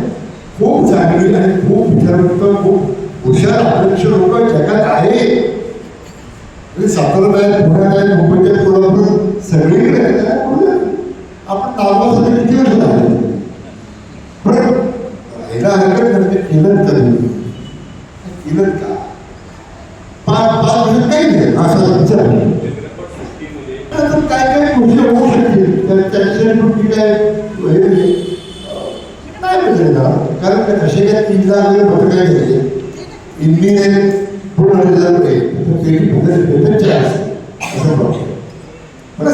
मुंबईच्या मॅक्सिमम मोठी पुणे मुंबई पुणं त्याच्यानंतर पुणं बाकी ठिकाणी कमी साधारण एकत्र पट्टा येईल पण होऊ शकतं तुमची भीती मोठी जरूर इच्छित काही होऊ शकतं हे व्यवस्थित काहीही होऊ शकतं. म्हणजे आदल्या दिवशी मला विचारू शकतात माझ्या मनात उभे राहतात दुसऱ्या दिवशी माझ्या म्हणून तो बोलू शकतो काही करू शकतो. माझ्या कुठे आरोप केलेच नाही खरी परिस्थिती आहे पण मी केलं काय एवढं शकतो. आणि किती प्रश्न पडले मराठी किती प्रश्न पडले किती असंख्य पडले. पहिले मावळ भेट करा इस्त्री करायला 6 महिन्यात तर मावळ थोडंसं दिसायला त्याच्यानंतर प्रॉब्लेम सॉल्व्ह करा आणि सगळे जुने जाणते म्हटलं काय आमची वर्ष आहे त्याच्यात आनंद सगळी मंडळी आहे करते नक्कीच सर च्या पूर्वी प्रत्येक सभासदांना मिळत होता पण 10 वर्षात ह्या प्रत्येक सभासदांना मिळाला नाही. पण इथून पुढे तरी आपली बॉडी 100%च येणार पण इथून पुढे यात सुधारणा झाली पाहिजे हे आमचं रामकृष्ण ती सक्षम आहे त्यांचा प्रॉब्लेम झाला हे काही चुकले तर मी समोर बसून याच्याशी माहिती पण मला हे कॉन्फिडन्स आहे की हे परिस्थिती येणार नाही. कारण भांडू आपण समजत आहोत आपल्याला होत आहे तुम्ही तुमचं बरोबर आहे. व्हॉट्सअपने काही कळत काही कळत मी फोन पण करायला आवडतो समोर तुझे बोलतो तेव्हा करतो पण आहे सगळी मंडळी छान आहे. त्यामुळे या तुमच्या कर्मी सामूहिक चित्रकर्मी पॅनलला वोटिंग करा आणि आमची मिशन आहे गप बशी. धन्यवाद. ऑफिस प्रमाणे मुंबईतलं ऑफिस चालत असतं पण माझा स्वतःचा एक्सपिरियन्स आहे. आपल्यातलाच एक कलाकार ज्याच्यानंतर नाव मिळालं नाही त्याचा अचानक रात्री 11-11:30 वाजता राहिलेला डीमार्टच्या एक ॲक्सिडेंट झाला. आम्ही सगळे मुंबईत शूटिंग करतो. त्याचा मला फोन आला त्याच्या भावाचा की असं झालेलं आहे. त्यावेळेला पहिलं नाव डोक्यात आलं ते डॉक्टर कोळी साहेब. डॉक्टर कोळीनं फोन केला मी आय थिंक 11:30-12 पण जास्त वेळ झाला असेल आणि त्या ह्याच्यात डॉक्टर कोळी सांग तिथून कट्टू देशपांडे सरांचा फोन आला. ते म्हणजे आम्ही 2 जण चाललोय कुठे ॲड्रेस आहे ते सांग. की 2 जण त्या 11:30-12ला मी फोन केला त्यानंतर 5व्या मिनिटाला त्या गाडीपाशी होती. ती डायरेक्ट दोघेही दुसऱ्या दिवशी दुपारी 3:30-4 नंतर घरी गेली. हे कुठेही ऑफिसवर मधलं काम नाही आहे किंवा फक्त मैत्रीसाठी. बरं त्या माणसाने मला प्रश्न विचारलेला होता तसं की साताऱ्यात आपलं कोण आहे. तरी अशा पद्धतीने काम करणारा माणूस ज्याच्यावरती कसं काय कोण करू शकतं की त्या टायमिंगवरती तुम्ही ऑफिस चालवत नाही त्याला कधीही फोन करा. डॉक्टर कोळींना आम्ही काही वेळेला त्रास दिलेला आहे. खरंच मला त्याचं वाईट वाटतं. पाचगणीमध्ये पण आम्ही शूटिंग करतो देशपांडेला पण दिलेलं तर ते पर्सनलवरती नको झालं. पर्सनलवरती झालं तर खूप प्लसवाले मुद्दे आहेत डॉक्टर कोळींच्या बाबतीत देशपांडेच्या बाबतीत. त्या व्यक्तीकडे आहे तो सळसळता उत्साह ते त्यांच्यावर जे आरोप झाले ते मला अजिबात मान्य नाही. कारण साताऱ्यामध्ये अनेक कार्यक्रम 2018मध्ये 17मध्ये जे घेतले स्वतःचे पदरचे पैसे खर्च करून त्यांनी केलेले आहेत आणि ते ऑफिस उघडत नाही. आता आपण सगळे आपलं सगळं काम सांभाळून हे काम करतो ना हे ऑनररी काम आहे ना. मग आम्ही सगळे कलाकार आहोत. आमचे सगळ्यांचे व्यवसाय पण चालले पाहिजेत ना साईड बाय साईड का फक्त ट्रस्टचंच काम करणार 24 तास. तर ते रोज ऑफिस उघडत होते आणि अशा प्रकारचे आरोप त्यांच्यावर झालेले मला तरी मान्य नाही आहे. कारण उगाच कुणालाही काहीही बोलायचं त्या आरोपाला बिनबुडाचे आरोप करताना काहीच अर्थ नाही. आणि आता जे सभासद बोलले, तुमचं नाव काय? सुरेश फाळके. हा, तुम्ही खूप छान हा पॉईंट उचलला. आणि अहवाल हा मिळालाच पाहिजे प्रत्येक सभासदाला, जेणेकरून त्याच्यावर चांगला अभ्यास करून तुम्ही एजीएमला हजर राहू शकता. आणि तिथे मग तो गोंधळ उडत नाही, तिथे मग तो असंतोष व्यक्त असा होतो जसं लास्ट एजीएम मध्ये झाला तो असंतोष होता, त्याचा उद्रेक होता.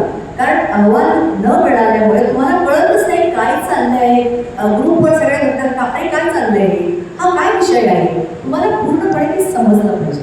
पुन्हा एकदा आभार आपले सतीशजी आणि व्यक्त होत आहे.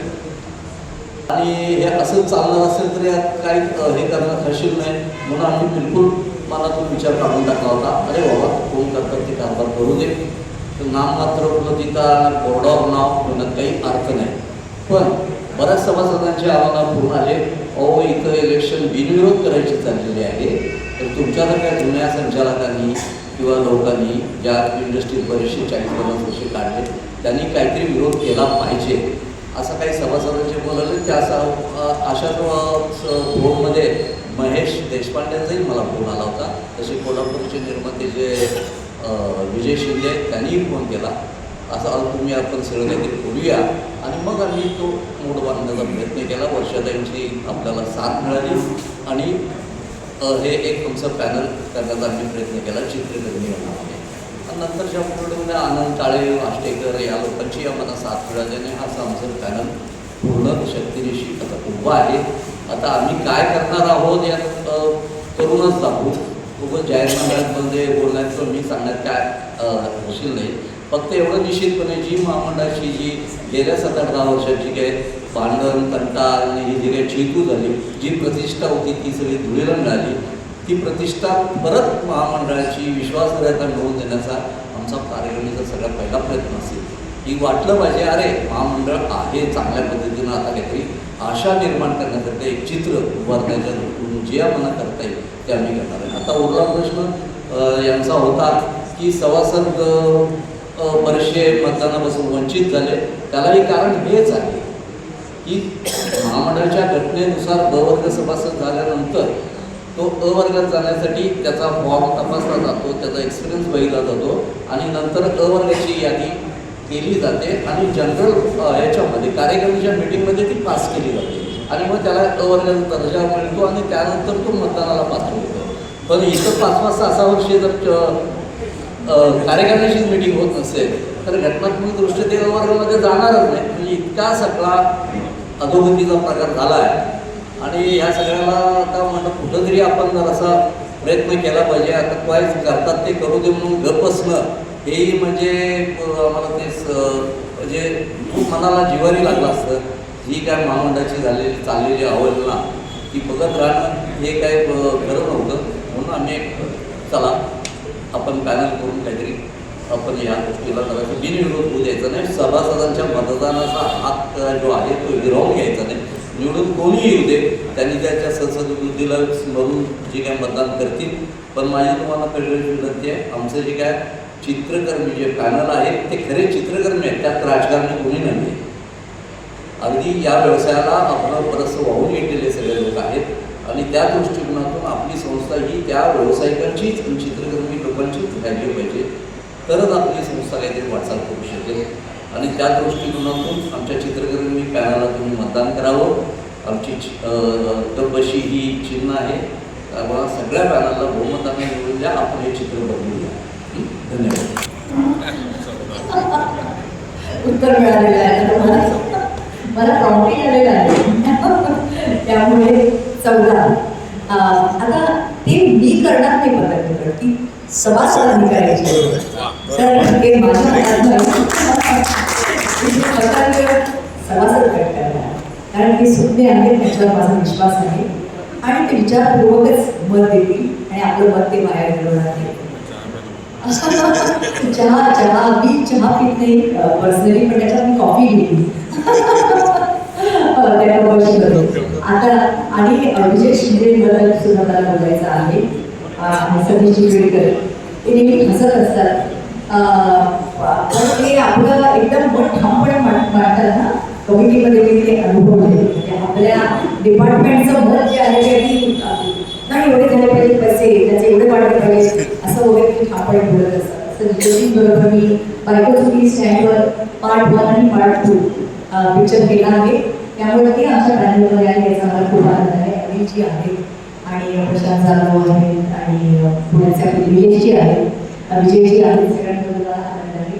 त्या सगळ्या आणि गणेश तळेकर जो नेहमी तो पण हसत असतो, सगळ्यांना खूप तो पब्लिसिटी वगैरे देत असतो. त्यामुळे आम्हाला पब्लिसिटी तरी चांगली मिळेल निवडून आल्यानंतर याची 100% खात्री आहे. तर तुम्हाला तुमच्या पदाचं उत्तर मिळालं. आता पितांबर तुम्ही व्यक्त झालाच पाहिजे. आम्ही जेव्हा महामंडळामध्ये सिनेमाची नोंदणी करायला जातो त्यावेळेस 7-8 फॉर्म असतात वेगवेगळ्या प्रकारचे, शिफारस वगैरे बरंच काय असतं. आणि जेव्हा आम्ही इम्पामध्ये नोंदणी करायला जातो तर इम्पामध्ये फक्त 2 फॉर्म असतात. दुसरा फरक हा आहे की मला चित्रपटाची नोंदणी करण्यासाठी कोल्हापूरच्या ऑफिसला जावं लागेल, पुण्याला जावं लागेल, मुंबईला जावं लागेल. इम्पामध्ये नोंदणी करण्यासाठी मी ऑनलाईन करू शकतो. तर मला चित्रपट महामंडळाला सुचवायचं आहे की जी पुढची बॉडी येईल तुमची तर ह्या ऑनलाईन प्रक्रिया सुरू ठेवा तुम्ही, जेणेकरून आपलं ट्रॅव्हलिंग वाचेल. प्रवास करणं एवढं सोपं नाही पूर्वीसारखं. आणि त्या ऑनलाईन प्रोसेस केल्यानंतर काय आहे की मी घरातून पण माझा फॉर्म रिन्यू करू शकतो, माझं कार्ड रिन्यू करू शकतो, मी ऑनलाईन पैसे भरू शकतो. आणि ऑनलाईन आपण जेव्हा पेमेंट करू तेव्हा ट्रान्सपरन्सी राहते त्याच्यामध्ये. आपण करायचा प्रयत्न केला होता. बरोबर. आता पुढच्या वेळेला नक्की होईल. पुढच्या वेळेला आणि टेक्नॉलॉजी खूप माणसं आहे, इंटेलेक्च्युअल खूप थिएटर मिळत नाहीत, मल्टिप्लेक्स वगैरे मिळत नाही. आपण तंबूचा पण विषय झाला.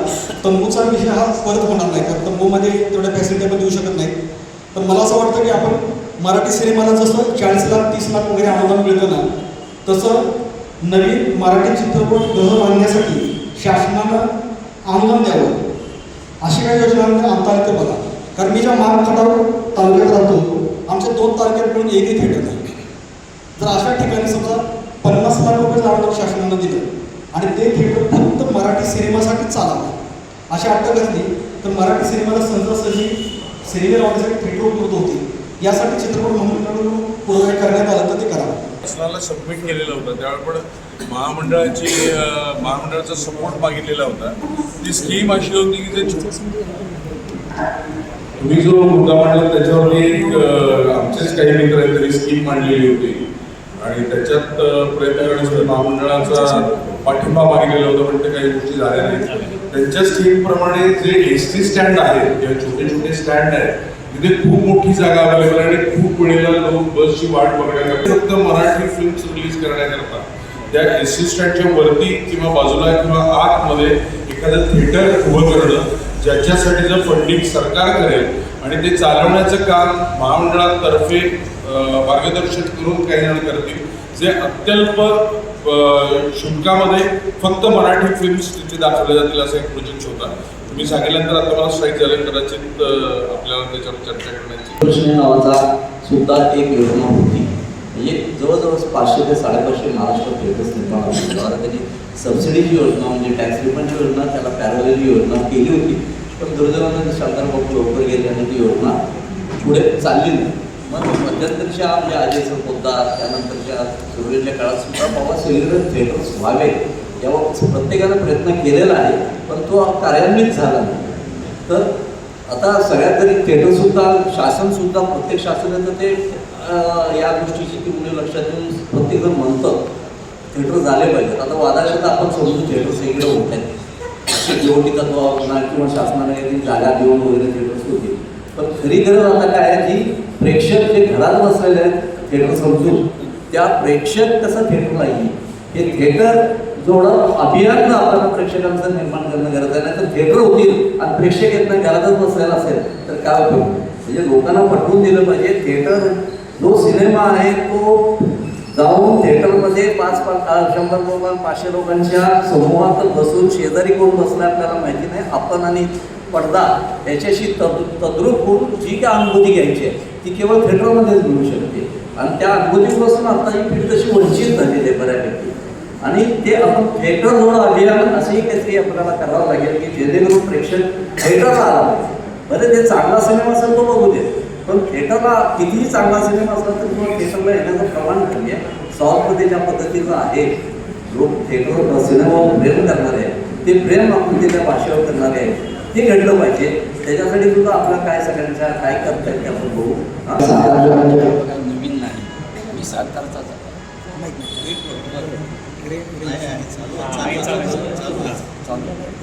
नवीन नाही, मी सातारचाच आहे आणि मी निर्मिती आणि दिग्दर्शन केलेलं आहे. आता एक असा छानपैकी प्रश्न विचारला की पूर्वीच्या धंद्याचं काय, आणि त्याचं आज तेवढं समर्पित दिलं गेलं नाही असं मला वाटतं. म्हणून मला बोलायचं नव्हतं तरी पण मी आता बोलतो. ज्या वेळेला चित्रपट निर्मिती करण्याकरता एखादा प्रोड्युसर येतो त्यावेळेला तो म्हणतो की सिनेमा काढण्याकरता किती पैसे लागतात. एकेकाळी मी सांगायचो साधारणपणे 15-20 लाख रुपये सिनेमा होतो, आणि आता सध्या सिनेमा करायचा झाला तर मी कमीत कमी 4 ते 5 करोड सांगतो. हा फरक पडलेला आहे.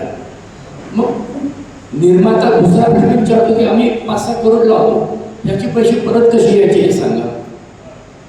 का आम्ही असे बुडीत समजायचे. कुठल्याही व्यवसायात कोणताही माणूस बुडीत पैसे लावत नाही, त्याला काहीतरी मिळवायचे असतात. कमीत कमी घातलेले पैसे तर निघाले. तर हे करत असताना आम्ही त्यांना काय सांगायचो की चित्रपटाचं उत्पन्न कुठून येतं. तर पहिलं उत्पन्न चित्रपटगृहातून, दुसरं उत्पन्न एक क्लासमधून येतं, दुसरं उत्पन्न आकाशवाणीमधून पूर्वी घ्यायचे चित्रपट लावायला दूरदर्शनवरती, तिसरं उत्पन्न यायचं 16चं, आणि चौथं उत्पन्न यायचं टुरिंग टॉकीजचं. आता टुरिंग टॉकीजमध्ये असं झाला की 16 बंद पडली. आता 16ची पिक्चर नसतातच, लावत नाही, ती फ्री मिळायची. आता टुरिंग टॉकीचा धंदा जर म्हणाल तर टुरिंग टॉकीचा धंदा असा झालेला आहे की वाहनांची अत्यंत सोय झालेली आहे. नवरा बायको गाडीमध्ये बसतात, येतात, देवदर्शन घेतात, संध्याकाळी घरी जातात. टुरिंग टॉकीज हे करण्याकरता गाड्या असतात आणि त्या गाड्याला लोक 8, 10, 15 येतात, दर्शन घेतात. पण दुसरी पण गोष्ट अशी आहे की तिथं येणारा टुरिंग टॉकीजमध्ये पूर्वी कुस्त्या व्हायच्या, त्या कुस्त्या यादी बंद झालेल्या आहेत. त्यानंतर तमाशे यायचे, तमाशे तर बंद झाले. मला एकाने सांगितलं तुम्ही पिंजरा पिक्चर काढला, तुम्ही लोकांनी आमचा तमाशाच बंद झाला, असं रघुवीरनं सांगितलं. तर ह्या गोष्टी आहेत. तर टुरिंग टॉकीजचा काय हा प्रश्न आहे. टुरिंग टॉकीजचा वाहनांची झालेली व्यवस्था एक मुख्य, लोक घरी जातात. दुसरं कारण TV घरात आल्यामुळे सिनेमा पाहिजे तो टीव्हीतच पाहायला मिळतो.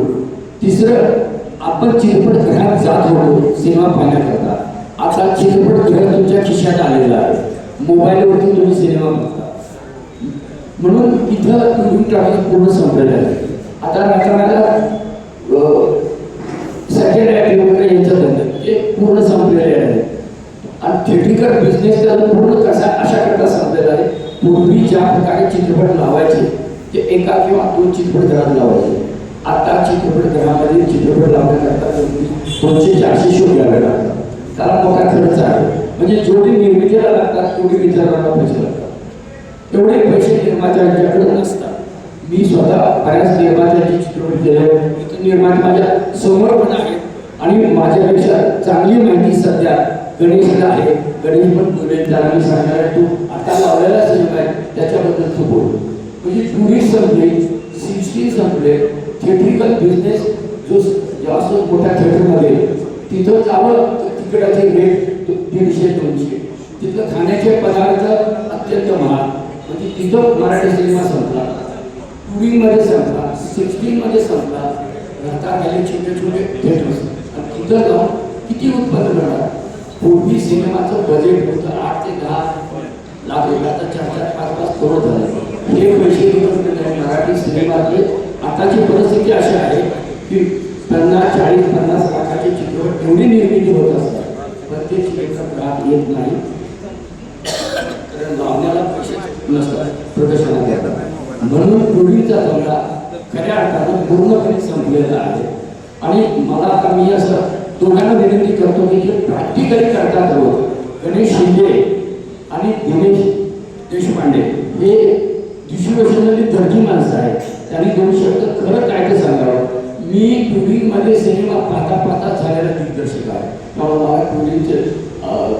काय आहे ती मला चांगली कल्पना आहे. गणेश, तू आता खऱ्या अर्थानं खरं सांगणार. गणेश मी जरी आज 16 सिनेमा केले तर ज्येष्ठ माझा सिनेमा रिलीज झाला. लाडकी बहीण नावाचा सिनेमा झाला. त्याच्याकडे माझा एकदम कडे नावाचा सिनेमा झाला. एक मराठा नावाचा सिनेमा झाला. त्या विजय डॉक्टर सर होते. बरेच माझ्या सिनेमामध्ये बडी मोठी कारकिर्द होती. सांगायचं म्हणजे मी साधारण 2004 मध्ये सुरुवात केली. आम्हाला सुरुवातीला ऑडिशनला जायचं होतं. ऑडिशनला 2000 रुपये फी होती. महेश कोकराचं ऑडिशन होतं कोल्हापूरला. तर आम्ही मला पैसे नव्हते, परिस्थिती खूप नाजूक होती. आम्ही घरची शिवेली केली माझ्या मित्रांनी. ते ऑडिशनला गेलो. खूपच म्हणजे खूप कष्टातून पुढे आलो आणि माझा सिनेमा लागला जत्रेमध्ये. अलका उपर वगैरे आणि महेश कोकरांचा सिनेमा होता. मग क्षेत्रामध्ये डॉक्टर बिपुणे सरांचा सिनेमा होता. आणि सगळे सिनेमा 1 कोटी 1.5 कोटी रुपयाचे सिनेमा होते. आणि ऍक्च्युली झालं काय, माझा सिनेमा 16 लाखाचा होता याच्यामध्ये. आणि माझ्या सिनेमा हिरोईन्स नव्हती चित्रपती बसायला सहाय्य करायला. मी आयडिया काय केली, एक शेजारच्या मेकअपवाले पाठीमागे आले माझ्या की मला पुढच्या सिनेमाची रोल द्या. त्या पोर्ट्रेटवरती त्यांना टाकलं, त्यांना आमचं सहाय्य करायला लावल्या. आणि जे सिनेमा मी इकडे बसायचो जाऊन पब्लिकमध्ये बसून बघायचं की हा सिनेमा का बघता, तो सिनेमा का बघता. तर तेव्हा सांगायचं की हा बघा एका मुलाचं किती हाल केले किंवा काय केले. मी त्या गोष्टी त्या सिनेमात केल्या. तो सिनेमाचा वैडी म्हणून सुद्धा होता माझा. त्यावेळेस मी सिनेमाचा 11 लाखाचा बिझनेस केला फक्त इकडे म्हणून. आता तो काळ गेला सांगायचं म्हणजे लाडकी बहिणीचा सिनेमा रिलीज केला. महाराष्ट्रभर माझा 142 ठिकाणी सिनेमा रिलीज झाला. सिनेमा रिलीज करायला आता सध्या मला 52 लाख रुपये खर्च आला. आणि पब्लिक थिएटरला बऱ्याच सिनेमा येत नाही. आता पॉलिसी सगळी चेंज झाली. आता 1-2 सिनेमाची नावं घेत नाही, पण आता सिनेमा रिलीज होतो. आपण ते बुक व्हायचं, हा सिनेमा हाऊसफुल झाला, तो हाऊसफुल झाला. पण परिस्थितीच्या पाठीमागची वेगळीच असते. तर मोठे चॅनल वगैरे काय करतात, तिकीट बुक करतात आवडी आणि सिनेमा हाऊसफुल दाखवतात, जेणेकरून की आता जे सध्या पब्लिक जो सिनेमा बघायला जावा आणि लोक आली पाहिजे अशी पॉलिसी झाली. आणि सांगायचं म्हणजे सिनेमा करायचं म्हटलं तर खूप मोठं ड्रीम लागतं. एक वेळेस तो आपल्याला एक ड्रीम तो परवडली, मुलीचा लाभ परवडला, सिनेमाचा लाभ खूपच वेळ आहे आणि वेळेस तो इतिहास घडवला. आता आपण सगळे आमची महामंडळाची सगळी बॉडी एकत्र आली आणि मी पण त्यांना सपोर्ट करायचं कारण म्हणजे मी पण माघारी घेतली. कारण मी निर्माता विभागात उभा होतो. काय बरेच लोक माझ्यापेक्षा सध्या उभा राहिली. तर मला एक सांगायचं आहे, आपण कंपल्सरी ह्या पॅनलला मतदान का करायचं. मी कोणाबद्दल विरोध वगैरे काही करत नाही. पुढे डॉक्टरांनी मला प्रश्न केला की आजकाल प्रत्येक ऑनलाईन सगळ्या गोष्टी झाल्या, तर त्या थोडंफार झाल्याच पाहिजे. इन्पाला कार्ड काढायचं म्हटलं तर 2 मिनिट नाही, डॉक्टरांनी कंप्लीट झाली की 5 मिनिटात कार्ड मिळतो. महामंडळाचं कार्ड आपल्याला 6 महिने वर्ष 2 वर्ष लागतात. एक खिडकी योजना जाहीर केली, पण आजपर्यंत एक खिडकी योजनेचा मला त्रासपर्यंत तरी फायदा पण झाला नाही, पण फायदा झाला नाही. तर अशा पद्धतीने काळे साहेबांचा वगैरे आणि सतीश साहेबांचा आदर्श गुन्हा घेऊन इथंपर्यंत पोहोचलो. कारण यांच्या सेवामध्ये आम्ही माणसामध्ये उभं राहायचो. आज देवाच्या कृपेने सिनेमा करायचे बरेच मोठे सिनेमा करायचे चान्सेस मिळाले सगळ्यांच्या आशीर्वादाने. आणि पुन्हा एकदा सगळ्यांच्या चित्रपट पॅनलला सगळ्यांनी निवडून द्यावं. हा पॅनल आपलाच आहे आणि जे काय प्रश्न आहे ते सगळ्यांनी उत्तर दिले ते आपण सगळ्यांनी एकत्र सोडू आणि सगळ्यांनी विजय करू. विषयाने आहे तुम्हाला सगळ्यांनाही माहित आहे